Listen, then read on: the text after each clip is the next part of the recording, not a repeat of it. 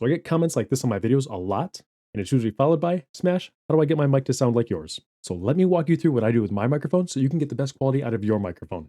So first and foremost is positioning. Now I have the Wave 3 microphone, which is a condenser microphone. And typically condenser microphones don't like to be right up in your face, but they also don't like to be really far away either. So I use what I like to call the Hang 10 method. And this is about how far I like to keep my microphone away from my mouth. Now, if you're using a dynamic microphone, you're going to want to put that a little closer to your mouth. Now, a lot of people will use the 4-finger method when using a dynamic microphone.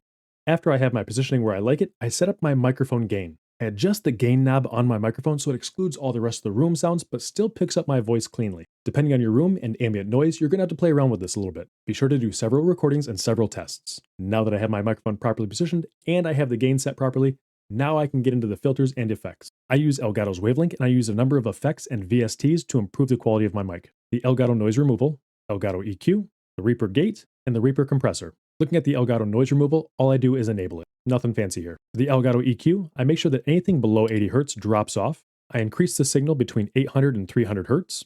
I lower the frequencies right around 2000K.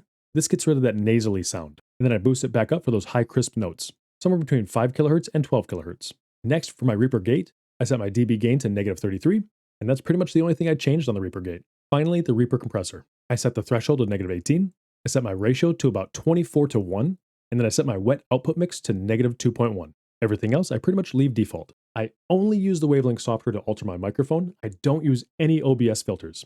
The reason I do this is that allows me to use my microphone with the filters on any application, including OBS, Discord, Zoom, or any other application I want to use my mic with. Now remember, your setup's going to be a little bit different, so you may have to tweak some of those settings.